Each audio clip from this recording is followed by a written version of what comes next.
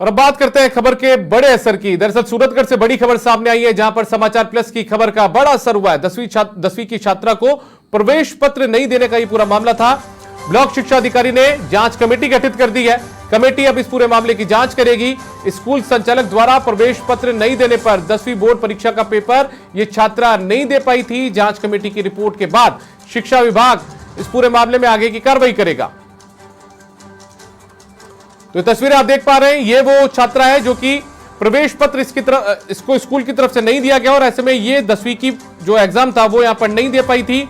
ऐसे में समाचार प्लस ने प्रमुखता से इस मामले को उठाया था, आप तक ये पूरा मामला पहुंचाया था, जिम्मेदारों तक इस पूरे मामले को पहुंचाया गया था। और अब उस खबर का असर यह हुआ है कि ब्लॉक शिक्षा अधिकारी ने एक जांच कमेटी का गठन कर दिया है। यह कमेटी पूरे मामले की जांच यहां पर करेगी।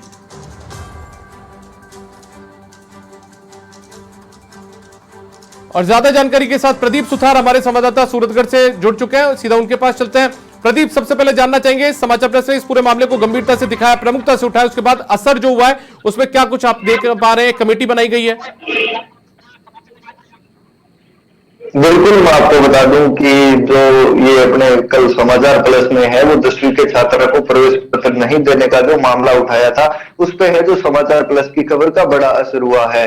और पूरे मामले की गंभीरता को देखते हुए जैसे ही खबर चली समाचार प्लस पर, तो है जो ब्लॉक शिक्षा अधिकारी है उन्होंने है वो स्कूल के खिलाफ है जो एक कमेटी गठित की है और वो कमेटी है जो आज पूरे मामले की जांच करके और ब्लॉक शिक्षा अधिकारी को है जो पूरे मामले की रिपोर्ट है वो सौंपेगी। प्रदीप, सबसे पहले मैं जो दर्शक इस नए जुड़े हैं हमारे साथ में, उनके पास इस पूरे मामले की जानकारी नहीं, उनकी जानकारी के लिए सबसे पहले मैं पूरा मामला एक बार आपसे समझना चाहूंगा। बताएं पूरा मामला आखिर था क्या, जिसकी वजह से इस बच्ची को एग्जाम नहीं देने दिया, इस छात्रा को एग्जाम तक में नहीं बैठने दिया, प्रवेश पत्र नहीं दिया गया था। बिल्कुल, अपने दर्शकों को बता दें कि ये जो पूरा का पूरा मामला है वो सूरतगढ़ का है। सूरतगढ़ के एक निजी स्कूल में 10वीं कक्षा की जो अध्ययनरत छात्रा थी, जो कि सूरतगढ़ के ही एक गांव बारेका की निवासी थी, उसको क्या है कि फीस नहीं होने के कारण उसके पिता की आर्थिक स्थिति खराब थी, जिसके कारण है वो बच्ची अपनी फीस है वो नहीं दे पाई। जिसके बाद से है जो स्कूल संचालक है उन्होंने है जो अपनी मनमर्जी के चलते है जो बच्ची को प्रवेश पत्र नहीं दिया और प्रवेश पत्र नहीं देने के कारण है जो वो बच्ची है वो कल है जो शनिवार को जो 10वीं बोर्ड परीक्षा का एग्जाम था शुक्रवार को, उसमें है वो वंचित रह गई थी। और उसकी जो बच्ची है वो कल है जो अपने उपखंड अधिकारी के कार्यालय व सरकारी कार्यालयों के भी चक्कर लगाए, परंतु शिवरात्रि के चलते छुट्टी होने के कारण है जो है वो बच्ची को किसी प्रकार का न्याय नहीं मिल सका। अब ऐसे में है जो बच्ची काफी परेशान है और बच्ची को प्रवेश पत्र नहीं मिलने से पूरा जो बच्ची का अब आगे के जो एग्जाम है वो भी नहीं दे पा रही और बच्ची का पूरा भविष्य है वो 1 साल है वो खराब होने की पूरी संभावना है। इसके बाद से है समाचार प्लस ने इस खबर को प्रमुखता से चलाया, जिसके बाद से है वो प्रशासन हरकत में आया है और आज इस पूरे मामले की मामले को लेकर है जो ब्लॉक शिक्षा अधिकारी नरेश रेणुआ है उन्होंने है जो टीम गठित कर दी और टीम गठित करके और इस पूरे मामले की जांच है वो की जा रही है। जी प्रदीप, कौन कौन लोग इस कमेटी के अंदर शामिल किए गए हैं जो कि जांच करेंगे, और जांच कमेटी कितने दिन में या कितने घंटे में अपनी जांच रिपोर्ट पेश करेगी, उसकी मियाद क्या तय की गई है? बिल्कुल, हमने इस मामले को लेकर है जो सुबह ही ब्लॉक शिक्षा अधिकारी से बात की थी, तो उन्होंने कहा कि 2 जो व्याख्याता है वो इस पूरी कमेटी के अंदर है और वो है जो आज स्कूल में जाकर है जो इस मामले की पूरी है वो जांच करेंगे और पूरी मामले की जांच करके है वो रिपोर्ट देंगे और रिपोर्ट आने के बाद है जो अगर किसी प्रकार की विभागीय कार्रवाई बनती है संबंधित स्कूल के खिलाफ वो करेंगे। हालांकि रेणुआ जो बीओ है उन्होंने ये भी बताया है कि बच्ची की अटेंडेंस कम होने के चलते है जो बच्ची है वो एग्जाम के लिए एलिजिबल नहीं थी। वहीं स्कूल संचालक द्वारा जो बच्ची के परिजन है उनके जो स्कूल संचालक के ऊपर आरोप है कि करीब 30,000 रुपए के लगभग है जो फीस बकाया थी, जिसके बाद से है वो कुछ पैसे है उन्होंने जमा भी करवा दिए, परंतु स्कूल संचालक है वो पूरी फीस लेने पर अड़ा हुआ था और जिसके चलते है जो बच्ची को प्रवेश पत्र नहीं दिया। अब वो तो आगे की जो भी जांच होगी जिसमें जो कमेटी जांच रिपोर्ट तय करेगी कि किस प्रकार का पूरा मामला है या पूरी कार्रवाई है, वो जांच रिपोर्ट आने के बाद ही हो पाएगी। ठीक है, लेकिन प्रदीप, इन सब चीजों के बीच में मानवता भी कोई चीज होती है, किसी के मानवाधिकार भी कोई चीज होते हैं। आप ठीक है, एक बच्ची के पिता की हैसियत नहीं है कि आपकी बकाया फीस को वो जमा करा दे, लेकिन आप उस बच्ची का, उस छात्रा का 1 साल का पूरा भविष्य खराब नहीं कर सकते अपना प्रवेश पत्र नहीं देकर। इंतजार भी किया जा सकता था फीस को लेकर। बिल्कुल, ये सबसे बड़ा सवाल है कि बच्ची के जो मानवता है, वो है जो मानवता नहीं दिखाई गई है स्कूल संचालक द्वारा। जो बच्ची है उसका 1 साल है वो पूरा का पूरा है, जो एक एग्जाम नहीं देने के चलते खराब हो गया, और आगे के जो भी एग्जाम है वो भी प्रवेश पत्र नहीं होने के कारण है जो बच्ची एग्जाम नहीं दे पा रही। ऐसे में बड़ा सवाल है कि बच्ची की अगर वो फीस नहीं दे पा रही थी तो क्या उसे पेपर से वंचित किया जा सकता है, ये बड़ा सवाल है। और इसी सवाल को लेकर है जो समाचार प्लस है वो लगातार है जो जिम्मेदार अधिकारी है उनसे भी बातचीत करने की कोशिश कर रहा है, लेकिन जिम्मेदार अधिकारी है वो सिर्फ एक जांच के नाम पर है। वो एक जांच कमेटी बिठा दी गई है, हालांकि अभी तक क्या स्कूल प्रशासन के खिलाफ कोई एक्शन होगा, क्या बच्ची को न्याय मिलेगा, यही हमारी जो है, हम इस बात को देखना चाह रहे हैं। ठीक है, मैं आपको एक बार और अपडेट दे दूं यहां पर प्रदीप।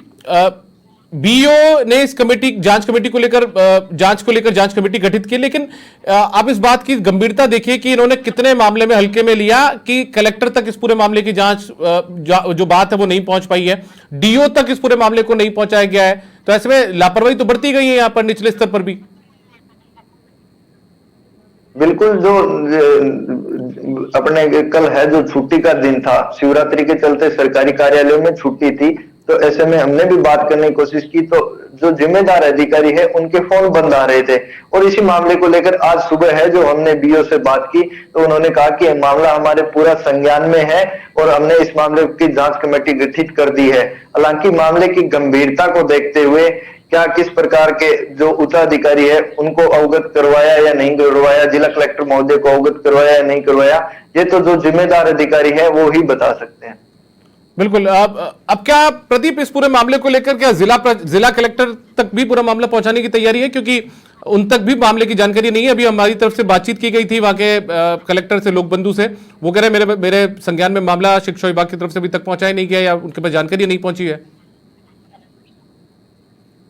बिल्कुल, अगर ऐसी जिस प्रकार से हमने जिला कलेक्टर महोदय से भी बात की है तो उनके संज्ञान में नहीं है मामला, तो सबसे बड़ा सवाल यही है कि आखिर जिम्मेदार अधिकारी उन्होंने अपने जिला शिक्षा अधिकारी या जिला कलेक्टर महोदय तक बात को क्यों नहीं पहुंचाया गया। हालांकि बच्ची के परिजन हैं वो अब आगे की, अगर उनको जो कल है वो एग्जाम के लिए प्रवेश पत्र नहीं मिलता, सोमवार को जो एग्जाम है उसके लिए प्रवेश पत्र नहीं मिलता। ठीक है, मैं रोकूंगा प्रदीप आपको, प्रदीप एक बार रोकूंगा यहाँ पर, प्रदीप रोकूंगा आपको।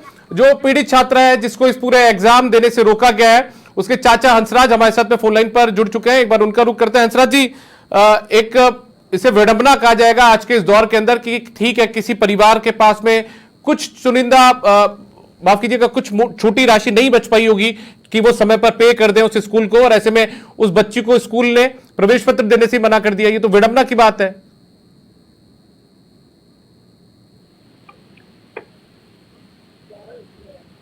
वो तो कह रहा है कि पेमेंट दो तो आपका प्रवेश पत्र ले जाओ, जब बच्ची को बैठने दूंगा कहीं मर्जी भाग लो आप।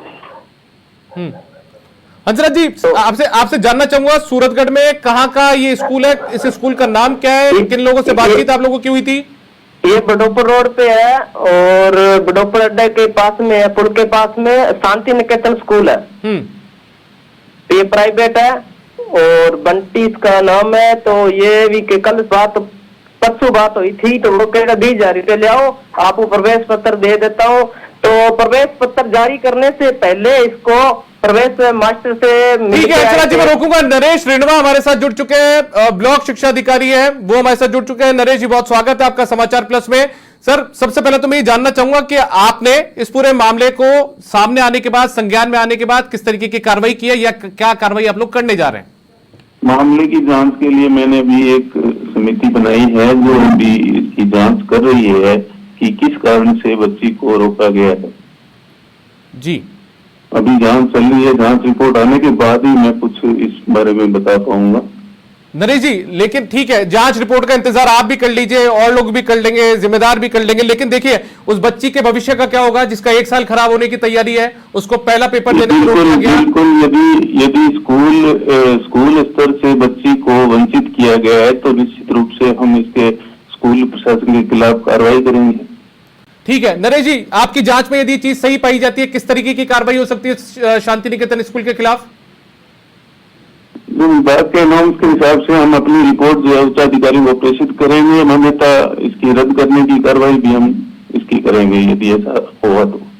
नरेश जी, एक सबसे बड़ी बात होती है मानवता भी कोई चीज होती होगी, उस मानव के मानवाधिकार भी कोई मायने रखते होंगे। आखिर इस बच्ची की मतलब गलती क्या है? ठीक है, उसके पिता के पास में नहीं होगी इतनी सी पूंजी की जमा करवा दे। जो प्रथम दृष्टया मुझे मामला जो समझ में आया है या जो मुझे बताया गया है, हालांकि विस्तृत रिपोर्ट आने के बाद मैं कुछ कह पाऊंगा कि बच्ची की अटेंडेंस शॉर्ट होने की वजह से बच्ची को परीक्षा से या प्रश्नोत्तर देने से रोका गया है। ठीक, मतलब आपकी जानकारी में यह है कि फीस का कोई मामला नहीं था? जी, फीस का मामला अभी मेरे जानकारी में नहीं है। अटेंडेंस शॉर्ट होने का मामला जरूर है। 40 ये हमें जो स्कूल होता है उसको अटेंडेंस शॉर्ट होने की सूचना बोर्ड कार्यालय को देनी पड़ती है।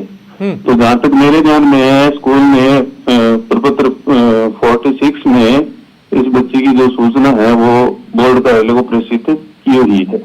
नरेश जी, यदि आप मेरे साथ फोन लाइन पर 1 मिनट आप कनेक्ट रहिएगा, हमारे साथ में हंसराज जी भी जुड़े हुए हैं जो कि इस बच्ची के चाचा हैं। हंसराज जी, यदि आप मेरी आवाज सुन पा रहे हैं तो मेरा सवाल आपसे, आपकी जो बच्ची है, भतीजी है, उसकी तो अटेंडेंस कम बताई जा रही है यहाँ पर। सर वो ऐसे बता रही है, अब तो उसके पास है ना, जो मास्टर है उसके पास ये बहाना ले रहा है, ये वो कह रहा है 20,000 रुपए दे दो आपको बच्ची को पेपरों में बिठा देंगे। तब मेरे को तो ऐसे बताओ सर, भाई उसको पेमेंट दे दें 20,000 रुपए 25,000 रुपए उसको पेमेंट क्लियर कर दे देते हैं, तो वो अंजाम कहाँ से है? वो अब वो तो ये बहाना ले रहा है भाई मेरे पास हाजिरी कम है बच्ची की। ठीक है, हाजिरी कैसे कम है? उसको पेमेंट दे दे जब तो उसकी हाजिरी पूरी हो जाती है। जब उसको हंसराज जी, कितने पैसे मांगे गए थे? कितने पैसे मांगे आप लोगों से?